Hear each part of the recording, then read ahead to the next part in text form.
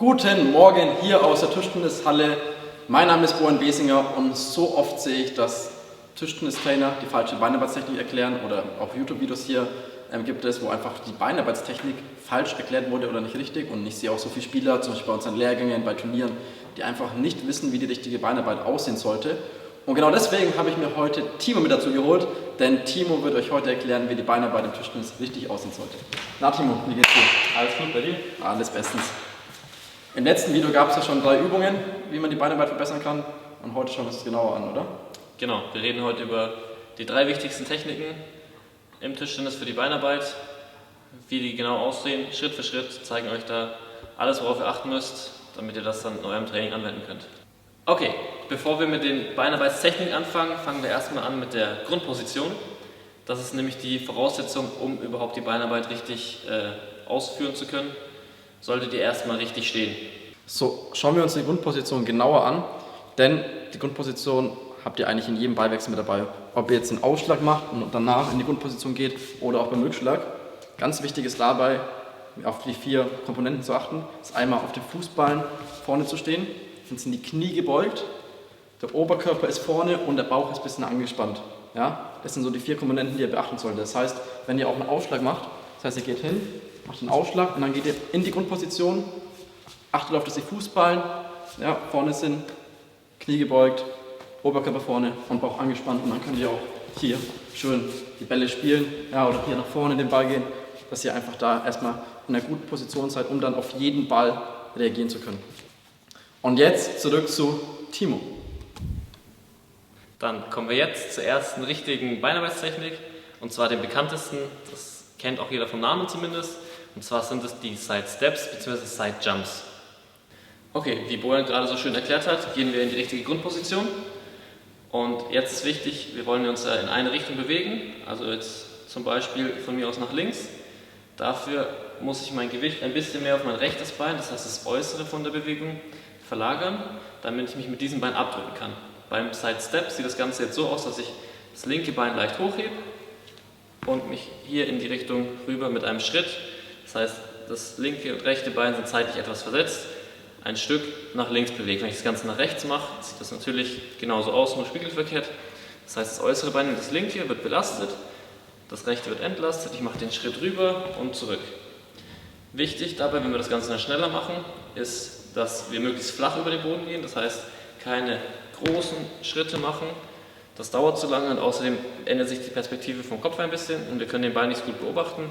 Wenn der Kopf immer auf der gleichen Ebene bleibt und wir hier möglichst auf einer Ebene sind, ist das Ganze dann auch viel leichter im Spiel umzusetzen, um den Ball zu beobachten und auch zu sehen, was der Gegner macht.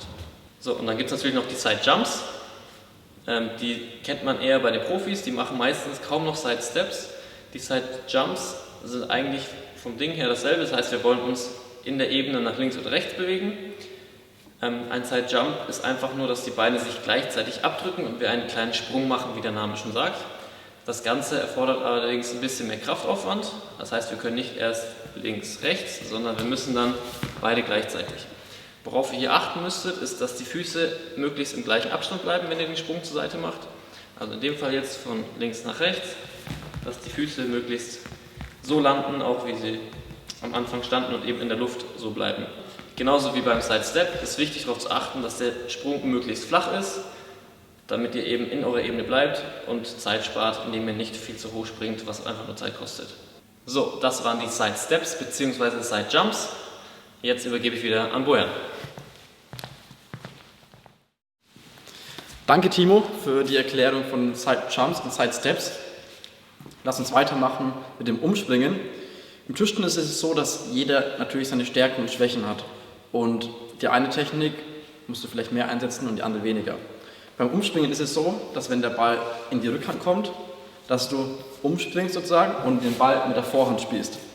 Wenn du eher ein vorhandorientierter Spieler bist, wie ich es zum Beispiel bin, dann solltest du diese Beinarbeitstechnik öfters verwenden, als du zum Beispiel eben die Side Jumps oder Side Steps, beziehungsweise eben je nach Spielsituation dann anpassen.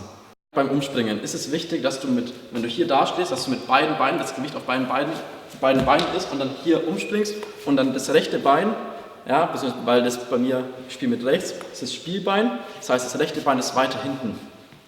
Wenn du nämlich so stehen würdest, hier oder ja, einfach parallel, dann kannst du den Ball niemals wirklich gut auf dem Tisch spielen mit da vorne. Deswegen ist es ganz wichtig, hier umzuspringen.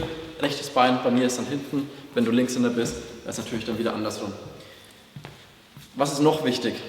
Wichtig ist, dass die beiden Beine trotzdem parallel zum Tisch stehen, dass du darauf achtest und die Körperspannung hältst. Das solltest nicht dann in die aufrechte Position gehen, du sagst, okay, ich springe jetzt um und stehe dann so da, sondern du solltest schon den Oberkörper wieder vorne lassen.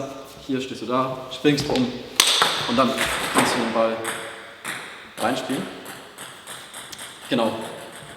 Wichtig ist einfach auch, das ist dann aber wieder eher Richtung Schlagtechnik, dass du eben auch Hüfte und Oberkörper mitnimmst beim Ball, wenn du hier stehst und nicht einfach nur so den Ball nach vorne spielst. Aber das ist dann wieder eben eher Schlagtechnik. Bei der Beinarbeitstechnik ist es beim Umspringen eben wichtig, dass du hier das Gewicht auf beiden Beinen hast, dass du hier mit viel Kraft umspringst, das rechte Bein bzw. das Spielbein oder von der Spielhand dann eben hinten hast und dann schon nach vorne gehen kannst. Zurück zum High-Performance-Coach Timo.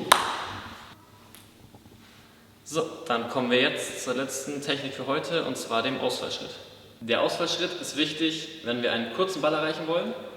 Dafür müssen wir als Rechtshänder mit unserem rechten Bein einen Schritt nach vorne unter den Tisch machen. Dieser Schritt sollte folgendermaßen aussehen, und zwar sollten wir mit dem Fußballen so weit nach vorne wie möglich. Für den Anfang ist es für viele einfacher, wenn Sie darauf achten, dass die Ferse oben bleibt, damit wirklich nur das Gewicht vorne auf dem Fußballen ist. Dann ist wichtig, dass wir wirklich das ganze Gewicht nach vorne nehmen. Dadurch kommt der Oberkörper gleich nach vorne, beide Schultern mit nach vorne, um wirklich möglichst weit nach vorne zu kommen, um auch die kürzesten Bälle erreichen zu können. Der Fußballen ist so wichtig, weil wir nach dem Schlag, zum Beispiel wenn wir kurz legen oder flippen, ja wieder möglichst schnell in die Grundposition kommen wollen, und dafür müssen wir uns kräftig wieder nach hinten abdrücken. Wenn wir mit der Ferse nach vorne gehen, dann ist das fast nicht möglich, weil wir hier kaum Kraft aufbringen können. So Freunde, wir sind am Ende vom Video angelangt. Wichtig ist, um die Beinarbeitstechniken zu erlernen, ja, ihr habt euch jetzt schon erkundigt oder das Video angeschaut, ihr wisst jetzt mittlerweile, wie das ein bisschen funktioniert. Wenn ihr das Ganze dann im Tischtennis eben auch anwenden wollt, können wir euch empfehlen, erstmal ein bisschen mit Schattentraining zu beginnen, also erstmal die Technik einfach ein bisschen, ja, dann ein Gefühl dafür bekommen, und dann könnt ihr auch im Training das Ganze mit regelmäßigen Übungen dann beginnen und dann auch langsam eben unregelmäßige Übungen und dann ja, in naher Zukunft dann auch im Wettkampf umsetzen. Jetzt seht ihr nochmal ein paar Ausschnitte, wie das Ganze dann im Training aussehen kann, wie ihr das Ganze trainieren könnt. Viel Spaß damit, gebt dem Video gerne einen Daumen nach oben, wenn euch das Ganze gefallen hat. Abonniert den Kanal, kommt zu den High-Performance-Lehrgängen, da sehen wir uns dann persönlich. Und jetzt noch viel Spaß mit dem letzten Clip.